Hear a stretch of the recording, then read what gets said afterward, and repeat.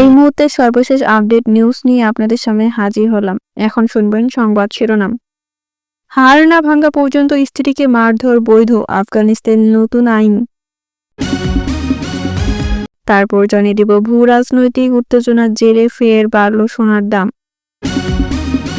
তারপর থাকছে পাকিস্তানের পাঞ্জাবে ৮ মাসে ৯২৪ জনকে বিচার বহির্ভূতভাবে হত্যা। জানিয়ে দিব ট্রাম্পের সভাপতিত্বে শুরু হচ্ছে বোর্ড অফ পিসের বৈঠক। সর্বশেষ থাকছে ব্রিটেনের রাজা তৃতীয় চার্লসের ভাই অ্যান্ড্রু গ্রেফতার।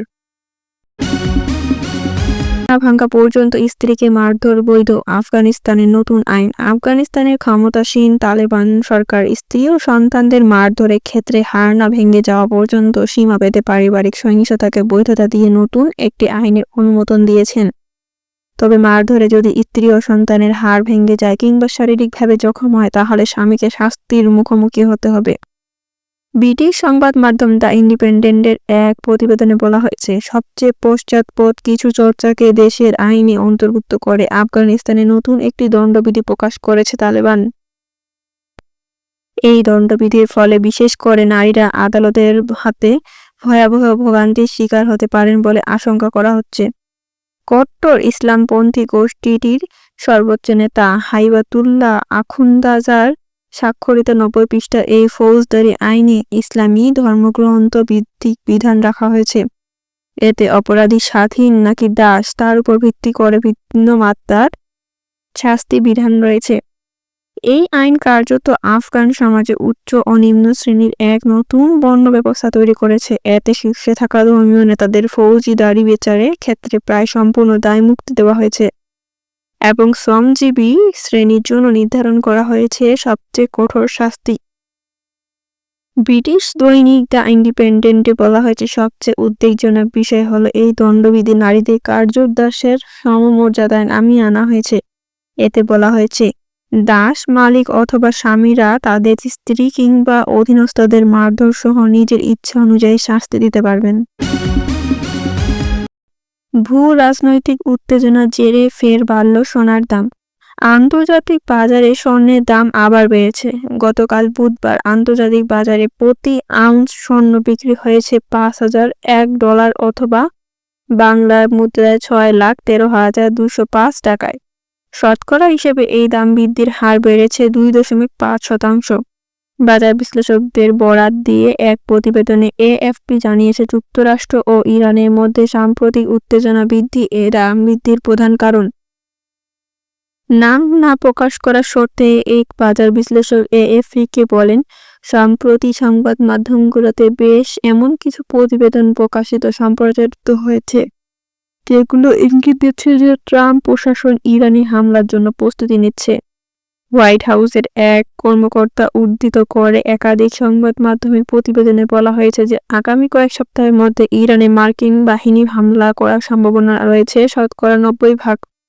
এসব প্রতিবেদনের জেরেই বেড়েছে স্বর্ণের দাম। পাকিস্তানের পাঞ্জাবে ৮ মাসে ৯২৪ জনকে বিচার বহির্ভূতভাবে হত্যা।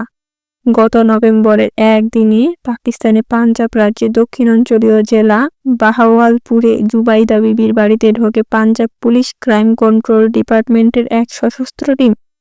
বাড়িতে ঢুকে তারা জুবাইদা বিবি ও তার পরিবারের সদস্যদের মোবাইল ফোন, ঘরে রাখা নগদ অর্থ অলংকার লুট করে সেই সঙ্গে ধরে নিয়ে যায় ৩ ছেলে ও ২ জামাতাকে।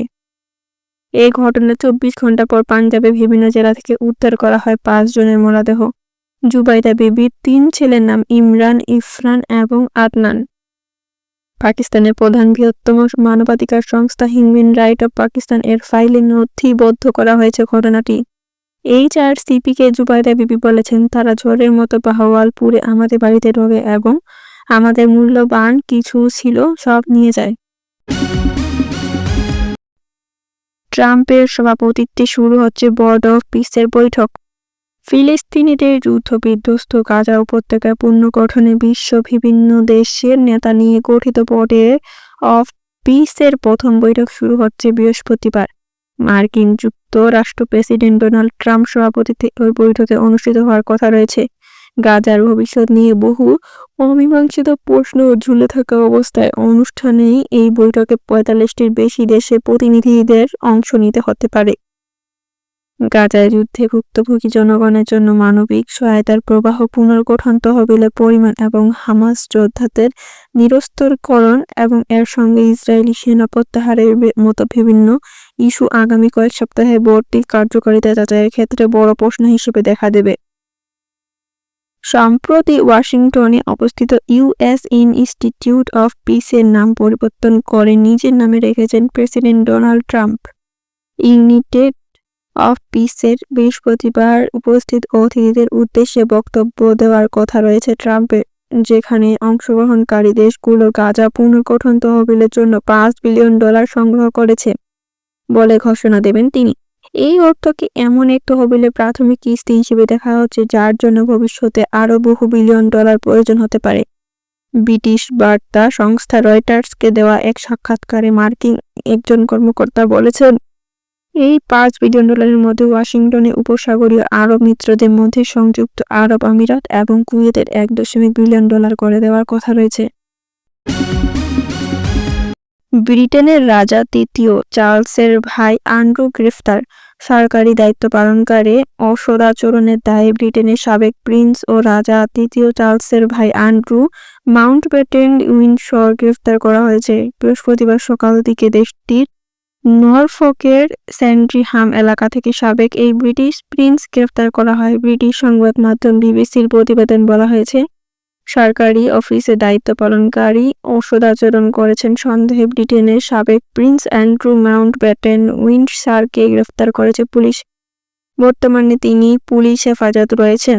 দেশটির পুলিশের কর্মকর্তা বার্কশায়ার ও নরফকের একাধিক ঠিকানায় তল্লাশি চালাচ্ছেন বলে পুলিশ এক বিবৃতিতে জানানো হয়েছে। এর আগে থেমস ভ্যালি পুলিশ বলেছেন, সাবেক এই প্রিন্সের বিরুদ্ধে গোপন তথ্য আদান-প্রদানের অভিযোগটি খতিয়ে দেখা হচ্ছে। প্রয়াত যৌন অপরাধী জেফ্রি এপস্টাইনের সঙ্গে তথ্য ভাগাভাগির বিষয়ে অভিযোগ করা হয়েছে।